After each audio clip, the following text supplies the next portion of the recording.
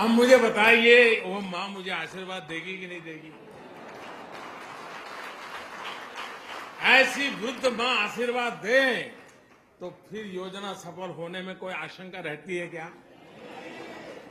भाइयों बहनों, ये बहुत बड़ा स्वच्छता का अभियान है। ये किसी को परेशान करने के लिए नहीं है।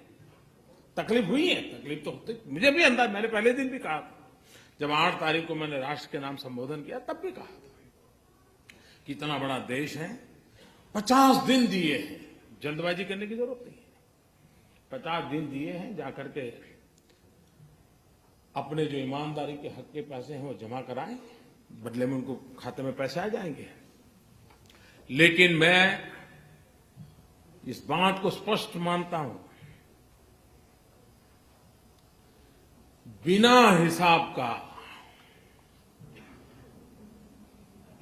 अगर कुछ आया हाथ तो उसका देश आजाद हुआ तब से आज तक का हिसाब चेक करने वाला हूं।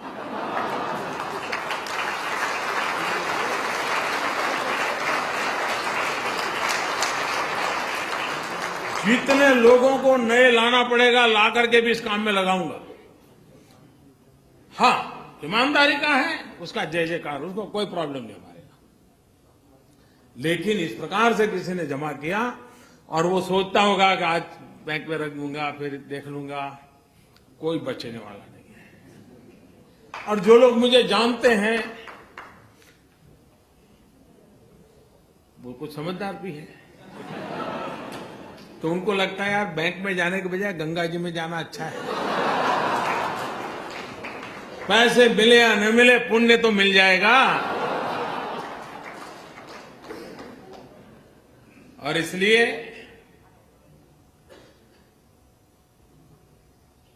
देश को मैं फिर एक बार, आज पहुंचते ही फिर से भी मैं लोगों को बार बार कहने वाला हूं, ईमानदार लोगों की रक्षा करने के लिए मेरी सरकार सब कुछ करेगी और बेईमानों को तो हिसाब चुकता होके ही रहेगा।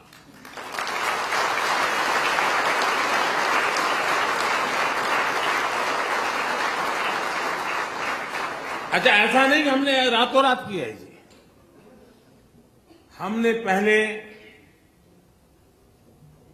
एक स्कीम निकाली कि भाई आप इतना दंड देकर के जितना दे सकते हो दे दीजिए।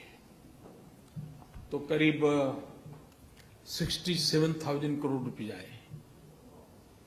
तब भी कुछ लोग तो कहते थे कि मोदी फेल हो गए, मोदी का कुछ नहीं हुआ, लेकिन आखिर भी आंकड़ा आया तो अब वो बोलते ही नहीं है। और पिछले 2 साल में इस प्रकार के अलग अलग जो प्रयास किए, करीब करीब 1.25 लाख करोड़ रुपया वापस आया। 1.25 लाख करोड़ रुपया।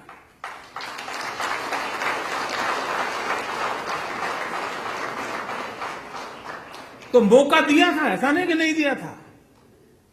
लेकिन फिर भी अगर आपको लगता है कि वैसे ही है, पहले जैसे थे, तो फिर गलती मेरी नहीं है। और इसलिए, और जो लोग अब 30 दिसंबर तक उनके पास समय है, और 30 दिसंबर तक कोई तकलीफ के बिना सारा कारोबार, हाँ जल्दबाजी करेंगे तो थोड़ी तकलीफ हो सकती है, लेकिन 30 दिसंबर तक कोई मुश्किल नहीं होगा। 125 करोड़ देशवासियों का उनके हक की चीजें मिल जाएगी। लेकिन कुछ लोग सोचते होंगे कि 30 दिसंबर के बाद, तो मैं आज फिर से यहां ऐलान करना चाहूंगा कि ये स्कीम पूरी होने के बाद दूसरा कुछ आपको ठिकाने लगाने के लिए नहीं आएगा, इसकी गारंटी नहीं है।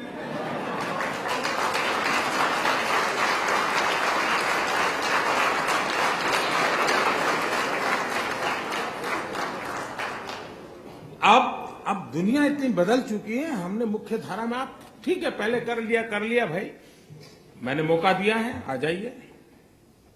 नहीं आना है तो आप जानो, आपका नसीब जाने। और आपका नसीब नहीं, आपके बेटों का नसीब की चिंता करो। लेकिन मेरे प्यारे देशवासियों, आप लोग यहां कड़ी मेहनत करके भारत का नाम रोशन करने में लगे हैं। आपके पुरुषार्थ से देश का गौरव भी बढ़ता है।